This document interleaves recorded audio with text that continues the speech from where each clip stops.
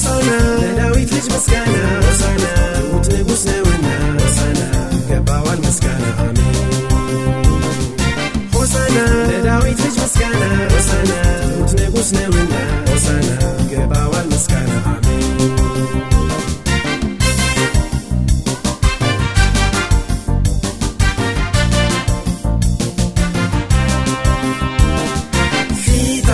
ወዳለችው ከተማ ሂዱና ሰው ያልተቀመጠባት ውርንጫለችና ፈታችሁ አምጧት ደግሞ ማንም ቢከራከር ጌታ ፈልጓታል በሉት ሰላም ሰላም ልጆች እንዴት ናችሁ? እኛ በጣም ደህና ነን። እንኳን ለሆሳዕና በዓል አደረሳችሁ። እንኳን አደረሰሽ ቬሮኒካ። እንኳን አብሮ አደረሰን ናታን። የህማማት ዝግጅት እንዴት ነው? የህማማት ዝግጅት በጣም ቆንጆ ነው ቬሮኒካ። እስኪ ስለ ሆሳዕና በዓል ለልጆች ትንሽ እንበላችሁ። የሆሳዕና በዓል ትንሣኤ በዓል አንድ ሳምንት ቀድሞ የሚከበር በዓል ሲሆን እንደ አካባቢው የተለያየ ስምም አለው። ለምሳሌ ሆሳዕና በዓል፣ የዘንባባ በዓል፣ ፓልም ሰንደይ ይባላል። የሆሳዕና በዓል ጌታችን መድኃኒታችን ኢየሱስ ክርስቶስ በአህያ ውርንጭላ ወደ ኢየሩሳሌም የገባበት ዕለት ነው። በዚህ ዕለትም ሰዎች ኢየሱስን ልብሳቸውን እና የዘንባባ ዝንጣፊ በማንጠፍ ተቀበሉት። እናም ጌታችን መድኃኒታችን ኢየሱስ ክርስቶስ በአህያ ላይ ተቀምጦ ትህትና አስተምሮናል። አዎ፣ በሆሳዕና በዓል ኢየሱስ ክርስቶስ ትህትናን እንዳስተማረን እኛም ለሰዎች ፍጹም ትህትናን ማሳየት አለብን። በዛሬው ፕሮግራማችን ፍቅር የምታቀርብልን ትረካ አባ ዘጌ ልጆችን ስለ ሆሳዕና ያስተምራሉ። አሃ ድራማም ይኖራል። እስከ ፕሮግራማችን ፍጻሜ ድረስ የትም ሳትሄዱ አብራችሁን ቆዩ። ተመልሰን እንመጣለን።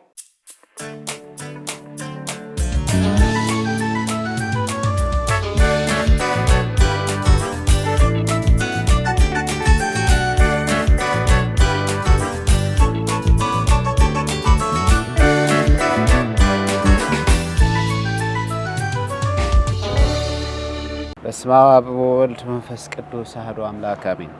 እጅግ የተወደዳችሁ ሕፃናት እንዴት ናችሁ? ባላችሁበት ሰላም ናችሁ? እግዚአብሔር አምላክ ስለጠበቀን ስለረዳን ስሙ ከዘላለም እስከ ዘላለም የተመሰገነ ይሁን። እንኳን ለጌታችን ለኢየሱስ ክርስቶስ የሆሳዕና በዓል በሰላም አደረሳችሁ። እንግዲህ ሆሳዕና በዓል ሲባል ሁሉ ጊዜ ምን ትዝ ይላችኋል? ዘንባባ ትዝ አይላችሁ? እጃችን ላይ ሁሉ ቀለበት ሰርተን እናደርጋለን አይደል? አዎ። ስለዚህ ዛሬ ስለሱ ነው የምንማረው። በፊት ለፊቴም ደግሞ ዘንባባ ታያላችሁ እና ይህ ቀን ጌታችን ኢየሱስ ክርስቶስ በክብር ወደ ኢየሩሳሌም የገባበት ነው። በክብር ስላችሁ ደግሞ እሱ ክብር የሚገባው የከበረ አምላክ ትልቅ አምላክ ነው። ነገር ግን አገባቡ ግን እጅግ በሚያስደንቅና በሚያስገርም ሁኔታ ማንም ባልጠበቀው መልኩ ወደ ኢየሩሳሌም ይገባል። ወደ ኢየሩሳሌም ሲገባ ምናልባት ሌሎች ንጉሶች ቢሆኑ ትልልቅ ምናልባት አሁን ቢሆን ኖሮ በጣም በቃ ውድ የሚባሉ መኪኖች ወይም በቃ አየር ላይ የሚሄድ ነገር በቃ የሆነ ብቻ ዘመናዊ የሆነ ነገር ብቻ አስቡና በዛ ነበር ሊገባ የሚችለው ማለት ነው። ሌላ ንጉስ ቢሆን በድሮ ዘመን ደግሞ ቢሆን ክርስቶስ በነበረበት ጊዜ ፈረስ ነው። በቃ የሚያማምሩ ፈረስ ጋሪዎች አሉ እና በክብር ተነጥፎ እጅግ በሚገርም ዝግጅት ነበረ ሊገባ የሚያስፈልገው። ምክንያቱም ክርስቶስ ንጉስ ነው። የሰማይ የምድር ንጉስ አምላክ ጌታ ነው። በዛ መንገድ ነበር መግባት የነበረበት። ክርስቶስ ግን ያደረገው እጅግ እንድታስተውሉ የምፈልገው ነገር ምንድነው? ለሐዋርያቶች ይልካቸዋል። ምን ይዛችሁ ነው ይላቸዋል? አንድ እዛ ቦታ ሄዳችሁ የታሰረች ውርንጫ ይዛ ታገኛላችሁ። እሱን ጌታ ስለሚፈልገው ነውና ብላችሁ ለባለቤቱ አስፈቅዳችሁ ይዛችኋት ኑ ይላቸዋል። ከዛ ሐዋርያቶች ይሄዳሉ፣ የተላኩ ሰዎች ማለት ነው። እንደሄዱ ልክ ክርስቶስ እንዳላቸው አገኙት። ከዛ በኋላ ሰውየው እቺን ውርንጭላ እቺን ትንሿ ህፃኗ ወይም አህያዋ ክርስቶስ ስለሚፈልጋት ነው ብለው ሲሉ በቃ ፈቀደላቸው፣ ይዘውት ይሄዳሉ። ክርስቶስ ታዲያ ምን ቢያደርገው ጥሩ ነው? እሷ ላይ ቁጭ ብሎ ይገባ። እጅግ የሚያስደንቅ ነው።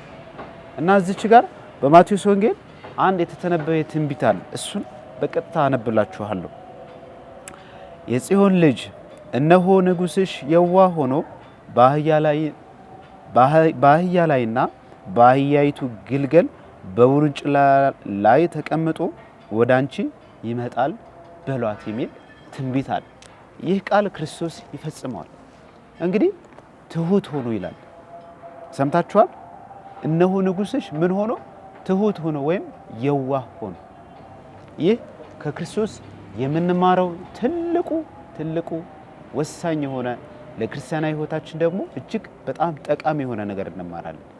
አምላክ ሆኖ ሳለ፣ ንጉሥ ሆኖ ሳለ፣ ዘላለማዊ ገዢ ሆኖ ሳለ ክርስቶስ መምጣት የሚገባው እጅግ በትልቅ ክብር መሆን ሲገባው ግን ትሁት ሆኖ ይላል። ትሁት ሆኖ ራሱን ዝቅ አድርጎ በምን ተቀምጦ ይገባል? በአህያ። አህያ ደግሞ ምንድነው? ለስራ የምትፈለግ የተናቀች እንስሳ ነበረች እና ክርስቶስ በጀርባው ሲቀመጥ ግን ምን ሆነች? የከበረች ሆነች። ማንም ትኩረት ያልሰጣት እንስሳ ክርስቶስ ሲቀመጥባት ከፍ አለች። የአህያ ክብር ከፍ እያለ መጣ ማለት ነው እና የክርስቶስ ስራ ሁሉ ጊዜ የሚያስደንቅ ነው ልጆች።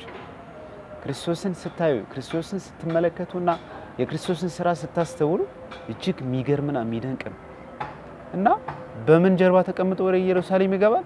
በአህያ። እንግዲህ ሰዎች ልብሳቸውን ሲያነጥፉ ዘንባባ ዝንጣፊ፣ ዘንባባ ጫፍ እየቀረጠፉ የወይራ ዛፍ እየቀረጠፉ አህያውም ውርንጫዋም የምትረግጥበት ቦታ ላይ ያደርጋል። ግን ሲሆን ግን በክብር ነበር እንደነገርኳችሁ እጅግ በሚያስደንቅ ወይም በተደለበ ወይም ትልቅ ፈረስ በምትሉት በቃ እንክብካቤ ባለው ፈረስ ጀርባ ላይ ቁጭ ብሎ በክብር እንግዲህ በምንጣፍ ነበር መግባት የነበረበት። ክርስቶስ ግን በእንደዚህ አይነት መንገድ መምጣት ስላልፈለገ ትህትናውን ለሰው ልጆች ማሳየት ስለፈለገ ትሁት ሆኖ በአህያ ውርንጫ ላይ ተቀምጦ ወደ ከተማው ኢየሩሳሌም ይገባል። ዛሬ እንድታስተውሉ የፈለኩት ነገር ምንድነው? የክርስቶስን ትህትና ዛሬ እኛም እንድንኖረው ነው። ክርስቶስ መኩራት ቢገባው ኖሮ ከማንም በላይ የሚኮራበት ትልቅ ክብር አለ። ምክንያቱም አምላክ ነው፣ ሁሉም በላይ የሁሉ ገዢ፣ ሰማይና ምድር የፈጠረ ነው። ነገር ግን በትህትና በአህያ ውርንጫ ላይ ተቀምጦ ሰዎችን ሲያገለግል ዝቅ ብሎ ሲያገለግል ታያላችሁ። በጸሎተ ሐሙስ ቀን የሚሆነውን ደግሞ የምታዩት ይሄንን ነው። የሐዋርያቶች እግር ዝቅ ብሎ ሲያጥብ ታያላችሁ። ስለዚህ ልጆች ዛሬ ስለ ትህትና እጅግ እንድታስተውሉ አደራላችኋለሁ። ትህትና እጅግ ጸጋ የሚያስገኘን የሚያሳድገን በእግዚአብሔርም በሰው ፊት ክብር የሚያሰጠን ነገር ስለሆነ ትህትና እንድትለማመዱ ዝቅ ብላችሁ ወንድሞቻችሁ፣ ዝቅ ብላችሁ እህቶቻችሁን፣ ዝቅ ብላችሁ ቤተሰቦቻችሁን እንድታገለግሉ የሚያስፈልጋችሁን ጸጋ ክብር እንድትሰጧቸው። ክብር እንድንሰጥ የሚጋብዘን ማን ነው? ክርስቶስ ነው። ክብር የሚገባው ሆኖ ሳለ ግን እሱ በተቃራኒው ክብርን ሲሰጠን እናያለን። ስለዚህ ዛሬ በትህትና እንድታገለግሉ፣ በትህትና ቤተሰቦቻችሁን፣ ሰዎቻችሁን ሁሉ እንድትረዷቸው፣ እንድታግዟቸው አደራ እላችኋለሁ። እግዚአብሔር ትህትናን እንዲሰጠን እንጸልያለን። ጌታ ሆይ ትሁት ሆኜ እንዳገለግል፣ ጌታ ሆይ ትሁት ሆኜ ሰዎችን ማስተማር፣ ሰዎችን ማገዝ እንድችል ጸጋህን ጨምርልኝ ብላችሁ በክርስቶስ ፊት ተደፍታችሁ እንድትጸልዩ። ሆሳዕናን በዓል ስታከብሩ ምን ታከብሩ? ክርስቶስ ድራማ አይደለም የሰራው። በአህያ ጀርባ ላይ ቁጭ ብሎ እንደው በቃ ታሪክ ልስራ ብሎ አይደለም። ትህትናውን እያስተማረን ነውና እናንተም ይህን ትህትና እንድትለማመዱ ከጓደኞቻችሁ፣ ከቤተሰቦቻችሁ፣ ትምህርት ቤት፣ ሰፈር፣ አካባቢ ሁሉ ይሄን ጸጋ ይሄን ትምህርት ለጓደኞቻችሁ እንድታሳዩና እንድታስተምሯቸው አደራ እላችኋለሁ። እግዚአብሔር ይባርካችሁ። እግዚአብሔር ጸጋውን ይስጣችሁ።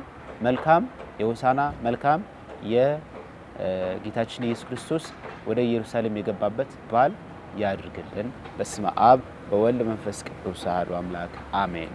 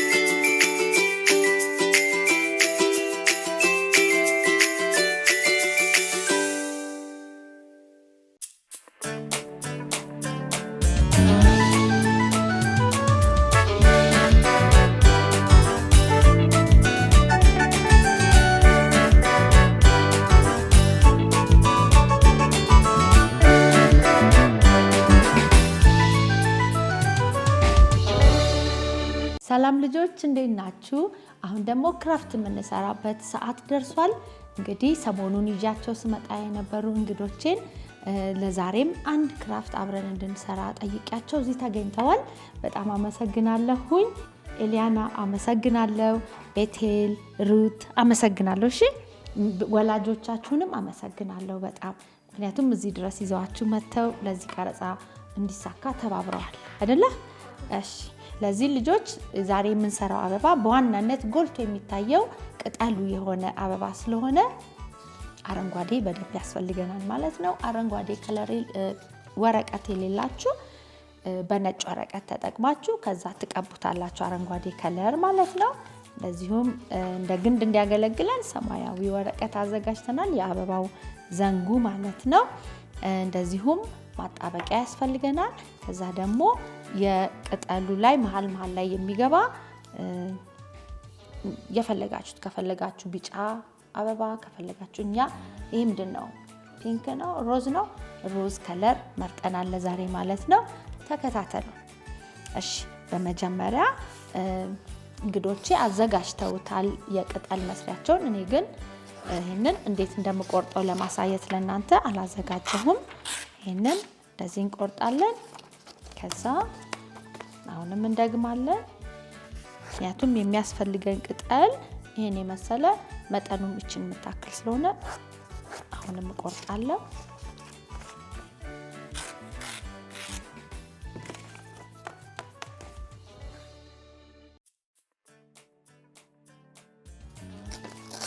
ያው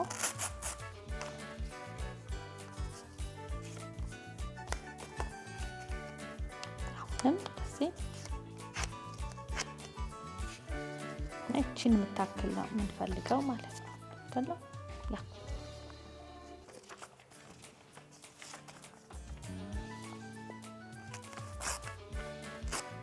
እሺ አንዷ ቅጠል እንግዲህ በዚህ ነው የምትሰራው ማለት ነው። እቺን ካዘጋጀን በኋላ እንደዚህ እናጥፋለን።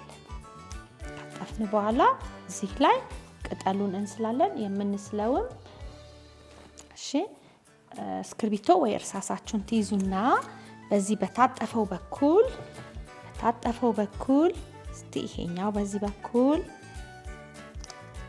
በዚህ ከሰራሽ አይሆንም ብትን ይላል የሰራሽው ነገር። እሺ ሩቴችን አርገሽ ከዛ ከዚህ ትጀምሪና እንደዚህ ከዚህ ጋር ስደርሺ እንደዚህ ታደርጊያለሽ። ይሄን ዩኒቲ ኤሊያና ሰራሽ እንጂ እሺ እኔን ተከተሉኝ እናንተ። ከዚህ እንጀምራለን ሰፋ ያደረግን ቅጠል የሚመስል ግማሹን ማለት ነው። አቃት ጨርሽ እዚህ ጋር ከደረሰ በኋላ እንደዚህ አድርገን እስቲ ቆይማ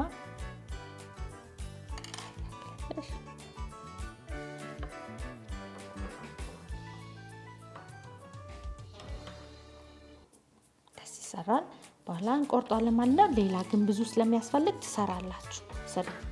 ሌላ ጨምሪና አንድ 10 11 ያስፈልጋል።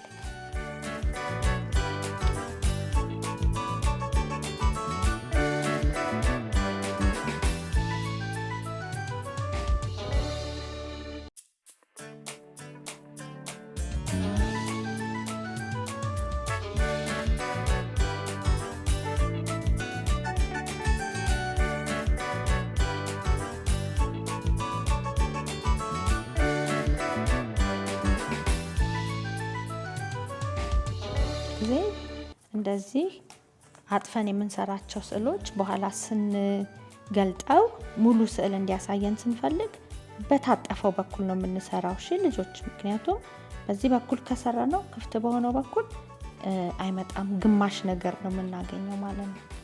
እሺ የቻላችሁትን ያህል ስሩ። አበባ ስንስል ወረቀት ላይ ቅጠል እንሰራ የለም። ቅጠል ስንሰራ የምንሰራው ቅጠል ይሄ እዚህ ላይ የምናደርገው ግማሹን ነው ማለት ነው። ሙሉውን ስንሰራ የምናገኘውን ስንከፍተው ሙሉ ቅጠል ይሆንልናል። እሺ የደረሰውን ያህል እንያዝና ልጆች ለተመልካቾቻችን ለማሳየት ያህል ይበቃናል ማለት ነው። እንይዝና አሁን እዩ እንቆርጣለን ማለት ነው። ቀጭኑን መንገድ እንደዚህ አድርገን የሳልነውን እንቆርጣለን። ደስ ያለ ይሄን መሰለ ቅጠል እናዘጋጃለን ማለት ነው። አንዳንዱ ወፍራም አንዳንዱ ቀጭን ሊሆን ይችላል።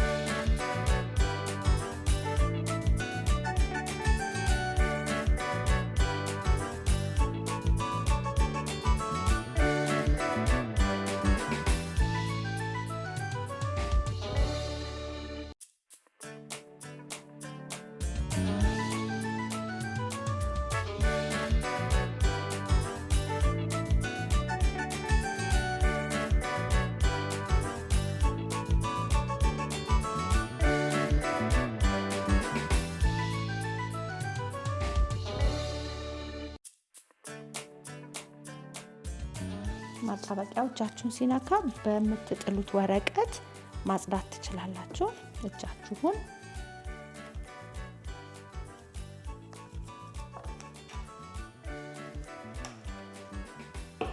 ያው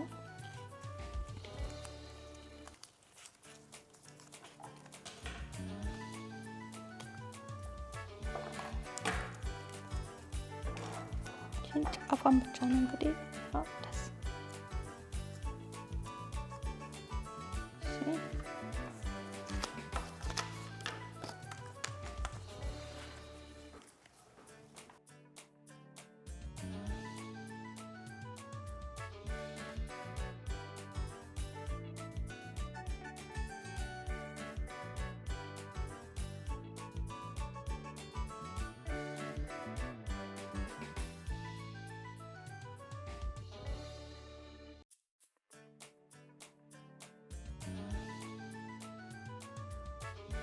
እሺ እነዚህን ቅጠሎች እንደዚህ ካዘጋጀን በኋላ እንግዲህ ቅጠሉን ያዘጋጃችሁ እናንተ ይሄንን እንዴት እንደምንጠቀልል ላሳያችሁ።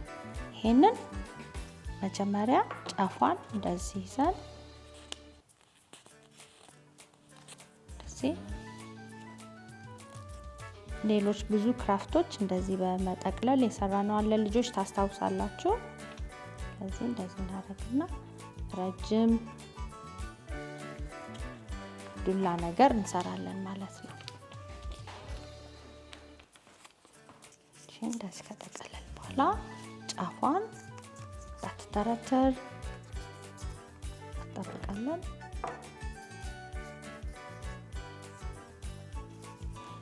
ቤቴ ችግር የለም። እሺ ይለቃል። አሁን እዚህ ላይ ፎከስ አድርጊ።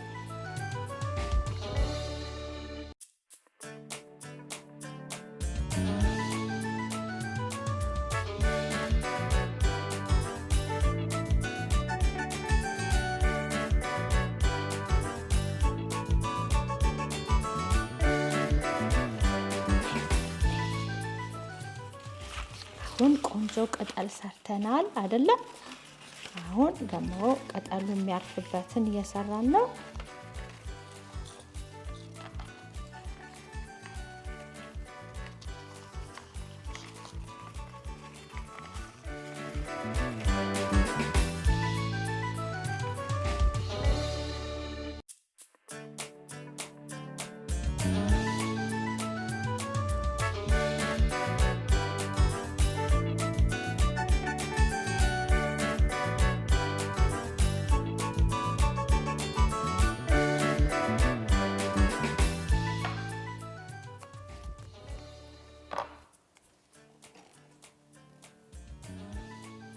በጣም ጥሩ። አሁን ጫፏን ትይዙና እቺ ትንሽዬ እንትን ያለችዋን በመቀስ ቆርጣችሁ ትንሽ ይኸው የኔን እዩ መጀመሪያ ይኸው እቺ እንደዚህ እቺንም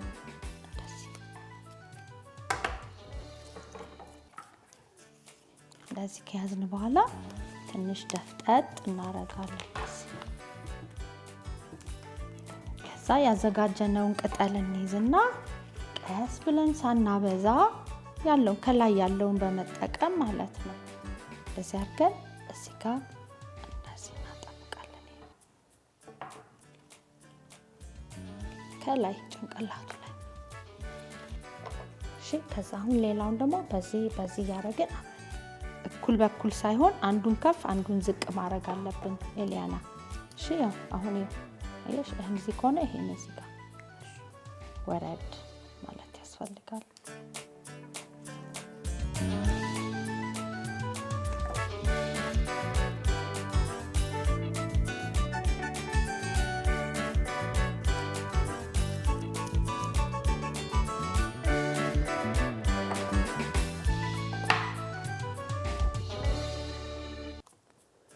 ትንሽ ጨፍለቅ ማድረግ አለባችሁ ቅጠሉን። እሺ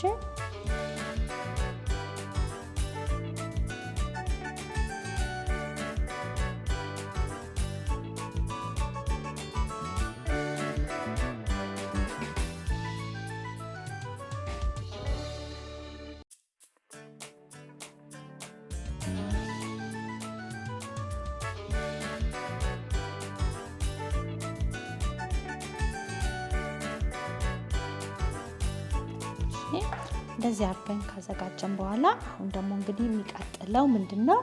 ልጆች ቅጠሉን እያጣበቃችሁ እያለ እነዚህን አበቦች እንዴት እንደምንሰራ አሳያለሁ ማለት ነው። ክብ አድርገን እነዚህ በቆርኪ እንቆርጥና እናወጣለን ማለት ነው መጀመሪያ።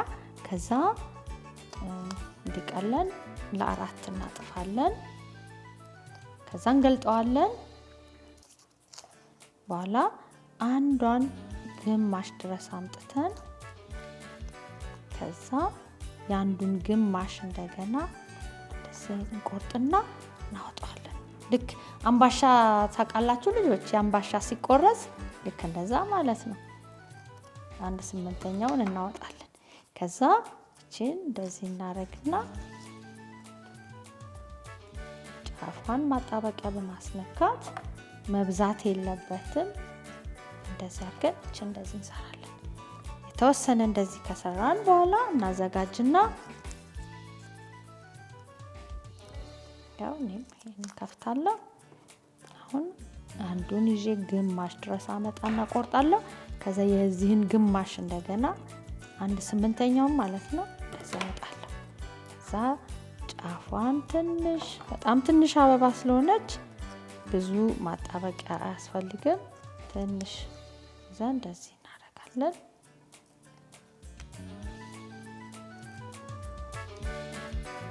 እንጨምራለን።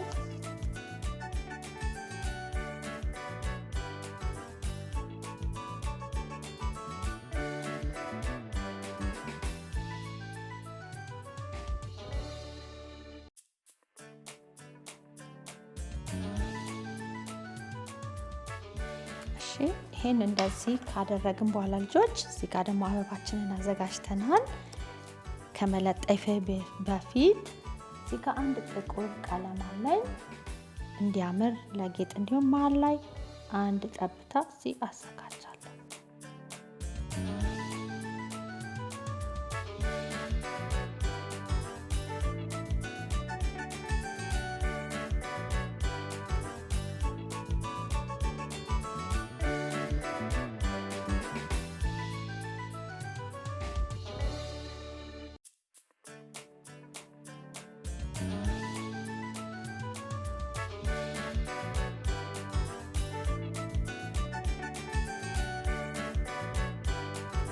እነዚህን ያዘጋጀኋቸውን አበቦች ማጣበቂያ ከጀርባው አረግና ቀለም ስላረግን መሀል ላይ እንዳይበላሽባችሁ ጫን እንዳትሉት ተጠንቀቁ ስትለጥፉ ማለት ነው። ቀስ ብላችሁ መሆን አለበት። በደንብ ማጣበቂያ ካረጋችሁ ችግር አይፈጥርም። አለፍ አለፍ እያለ እንደዚህ እናስቀምጣለን ማለት ነው። 4 ይበቃል መሰለኝ። 4 አበባ ልጆች ካዘጋጃችሁ ይበቃችኋል። እኔ 4 ነው የሰራሁት። 4 ይበቃል። ላዘጋጀነው ርዝመቱ 4 በቂ ነው። ይሄን ይመስላል እንግዲህ ልጆች የኔ አበባ አልቋል።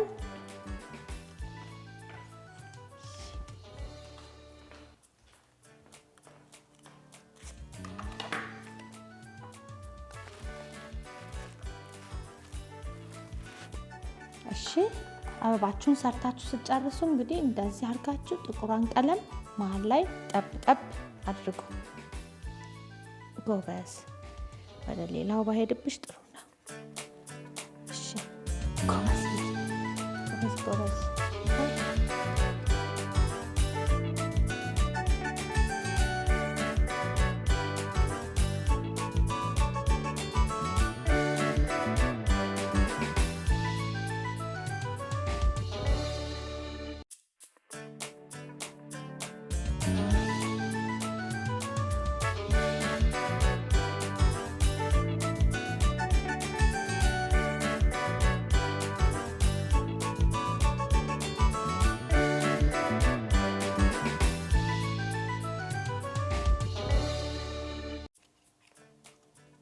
ሁላችሁም አጣበቃችሁ አይደል?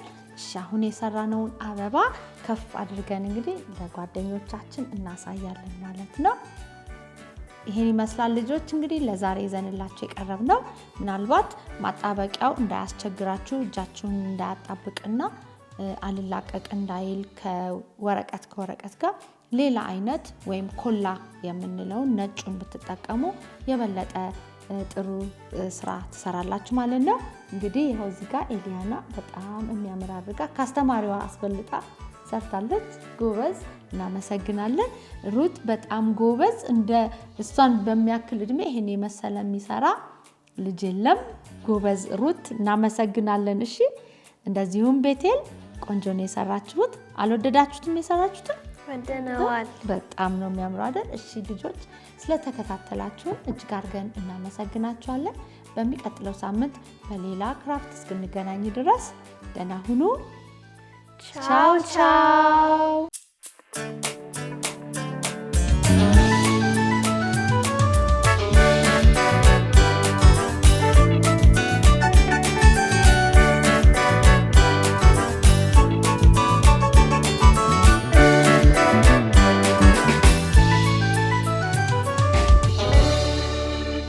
ውድ ጓደኞቼ እንደምን አላችሁ? እኔ ፍቅር አቤ እንደተለመደው በሰላም ካቶሊክ ቴሌቪዥን በሚዘጋጀው የልጆች ፕሮግራም መንፈሳዊ ታሪክ ይዤላችሁ መጥቻለሁ። ልጆችዬ ዛሬ የምነግራችሁ የሆሳናን በዓልና ጥልቅ የሆነውን ለህይወታችን ያለውን ትርጉም ነው። እሺ ክርስቲያኖች ከትንሣኤ በፊት ያለውን እሁድ ሆሳና እያሉ ያከብሩታል። መቼም እርግጠኛ ነኝ ሆሳና ደረሰ ስትሉ ወዲያው የሚታያችሁ ዘንባባው ነው አይደል? ኢየሱስ ወደ ኢየሩሳሌም ከደቀ መዛሙርቱ ጋር እየሄደ ሳለ ቢታንያ ሲደርሱ ኢየሱስ ሁለቱን ደቀ መዛሙርት ፊታቸው ወዳለች መንደር ልኮ አንዲት ማንም ያልተጠቀመባት ውርንጫ እንደሚያገኙና ወደ እርሱ ይዘዋት እንዲመጡ ላካቸው። ውርንጫ ምንድን ነው ልጆች? ውርንጫ ማለት የአህያ ልጅ ማለት ነው። እነሱም አገኟት፣ ይዘውለትም መጡ። ከዛም ጌታችን በውርንጫዋ ላይ ተቀምጦ ወደ ኢየሩሳሌም ገባ። ሕዝቡ ሁሉ ልብሱን እያወለቀ ሌላውም ለምለም የዛፍ ቅርንጫፍ እየቆረጠ አነጠፉለት። ጌታችንም በዛ እያለፈ ወደ ኢየሩሳሌም ገባ። ከፊቱ የቀደሙትና ከኋላ የተከተሉትም በታላቅ ድምፅ እንዲህ ይሉ ነበር፣ ሆሳና በጌታ ስም የሚመጣ የተባረከ ነው። የዚህ በዓል ትልቁ ሚስጥር ልናተኩረው የሚገባ ምን እንደሆነ ልንገራችሁ ልጆች። ሆሳና የሚለው ቃል የተወሰደው ከዕብራይስጥ ሲሆን ይህም ማለት እባክህን አድን ወይም አሁን አድን ማለት ነው። ስለዚህም ልጆች አሁን ወደ ሕማማት ሳምንት እየገባን እንደመሆኑ መጠን ይህንን ጸሎት ከልባችን ለእግዚአብሔር ማቅረብ አለብን። ምክንያቱም የሳምንቱ ዋና ማዕከላዊ ትርጉም ጋር ይወስደናል። አዳኝ እንፈልጋለን። አዳኛችንም ኢየሱስ ክርስቶስ ነው። ጸሎታችንን ሆሳና በአርያም እያለን ስናቀርብ አቤቱ አምላካችን ሆይ ከኃጢአታችን አድነን እያልን ነው። ይህንን ጸሎት በጥልቀት በቅንነትና በታሰበለት ዓላማ መንገድ ለመጸለይ ከፈለግን ከመሲኡ ያለንን ፍላጎት ጠለቅ ብለን ወደ መረዳት መምጣታችን አስፈላጊ ነው። ያለ እርሱ ስጋ ለብሶ ወደዚህ ምድር መምጣት፣ ያለ እሱ ሞት እና ያለ እሱ ትንሣኤ እኛ አንድንም ነበር። ይልቁንም በኃጢአታችን ሞተን ለዘላለም በመከራ እንኖራለን። ያንን እውነት ለመቀበል ከባድ ሊሆን ይችላል። ነገር ግን ይህን ሚስጥራዊ እውነት ከተረዳን ሆሳና በአርያም ብለን መጮህ እንችላለን። ስለዚህ ልጆች አደራ በሆሳና ዕለት ቅዳሴ ስታስቀድሱ ሆሳና ስትሉ ስለ አዳኛችሁ ኢየሱስ አስቡ። እንዲሁም ጌታዬ ሆይ ከኃጢአት አድነኝ በሉት። እሺ፣ መልካም የሆሳና በዓል ይሁንላችሁ። በሚቀጥለው ትረካ እስከምንገናኝ ድረስ ደህና ቆዩኝ።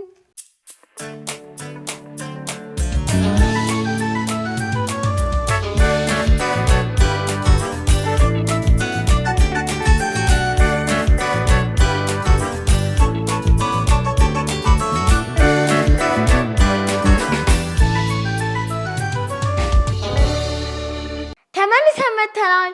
ፕሮግራማችን እንዴት አገኘው ናታን? ቆንጆ ፕሮግራም ነበረን ቬሮኒካ። የሆሳና በዓል በመሆኑ ስለ በዓሉ በቂ ዕውቀትን አግኝቼበታለሁ። ልጆች እናንተም ፕሮግራማችንን እንደወደዳችሁት እና ጥሩ ዕውቀት እንዳገኛችሁበት እርግጠኞች ነን። ሳምንት ደግሞ በሌላ ፕሮግራም እስከምንገናኝ ድረስ እንወዳችኋለን። ቻው ቻው።